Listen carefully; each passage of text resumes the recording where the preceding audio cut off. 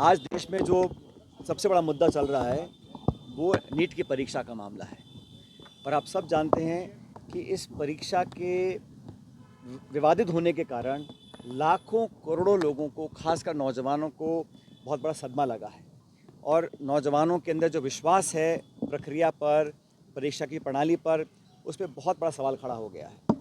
और केंद्र सरकार ने जिस तरह शुरू में एक अड़ियल रवैया अपनाया था और बात को मानने से इनकार किया था, अंत में उनको गलती स्वीकार करनी पड़ी। लेकिन अभी तक इस पर जिम्मेदारी तय नहीं की गई है। इस तरह का विश्वासघात, इस तरह का लीपापोती कर कर बचाव करना, ये मैं समझता हूँ शोभा नहीं देता। और नीट वाला इशू है, बाकी जो परीक्षा कैंसिल करी गई हैं, लगातार लोगों में भ्रम फैल रहा है कि हमारा भविष्य सुरक्षित नहीं है। और इस देश में आज रिकॉर्ड अनएम्प्लॉयमेंट है। आज़ाद भारत के इतिहास में सबसे ज़्यादा अगर आज कहीं बेरोज़गारी है, शिक्षित बेरोज़गारी है, तो आज के समय पर है।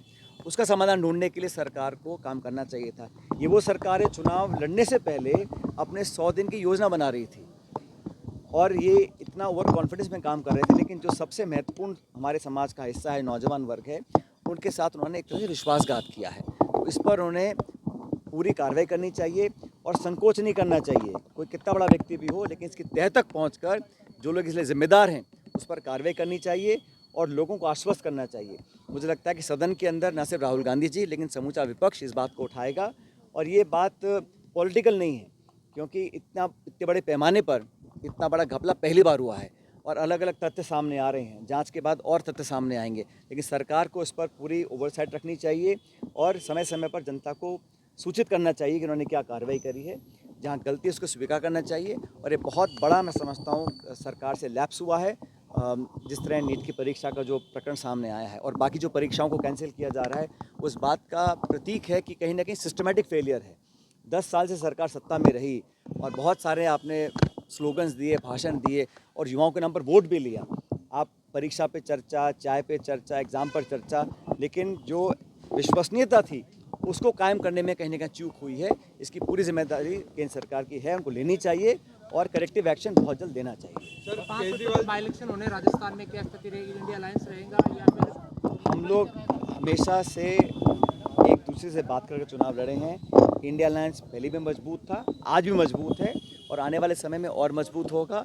जहाँ जहाँ चुनाव होंगे वहाँ पहले से ही हम लोग अपने सीट जीते हुए थे। इस बार हम और अधिक मार्जिन से सीट जीत कर आएंगे, क्योंकि राज्य सरकार का पिछले कुछ महीनों का जो कार्यकाल है, जो प्रदेश में हालात बने हुए हैं बिजली के, पानी के, लोग परेशान हैं और सरकार में कहने का उलझन मुझे दिखती है।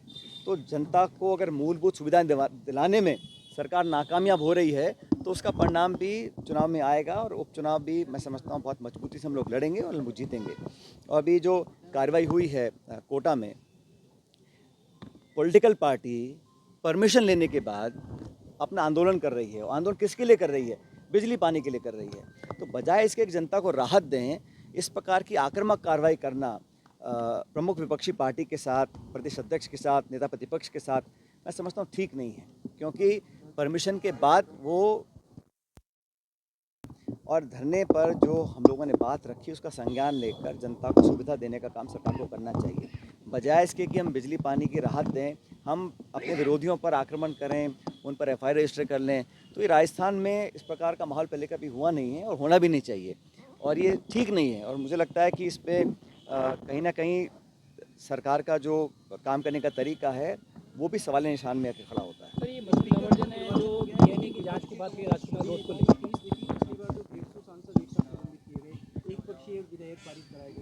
तो आज सदन में कहा गया ना, जब स्पीकर महोदय के निर्वाचन पर बधाई दी जा रही थी तो कहा गया कि पिछली लोकसभा में जब 147 सांसदों को एक दिन में निलंबित किया गया, वो इतिहास के लिए काला दिवस था।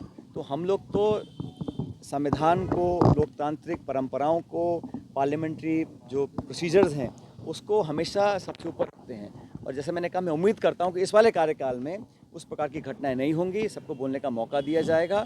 और विपक्ष का संख्या बल जो आज है वो पिछले लोकसभा से बहुत ज़्यादा है।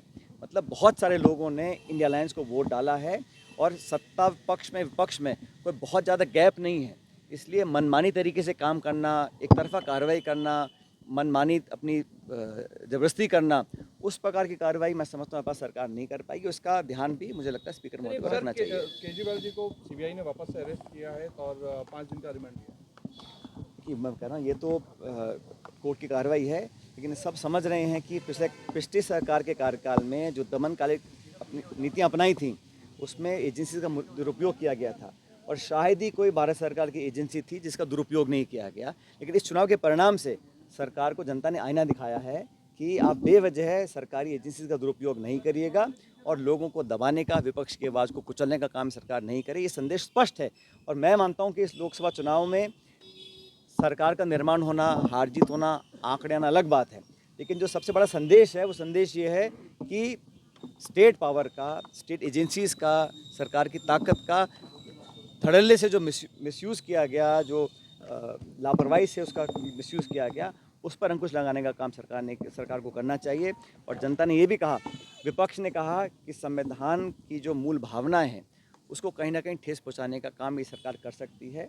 जनता ने इंडिया अलायंस और कांग्रेस के तमाम विपक्ष के नेताओं को आपने देखा होगा, हम सब ये बात बोल रहे थे, हमारी बात को बहुत हद तक लोगों ने स्वीकार किया है।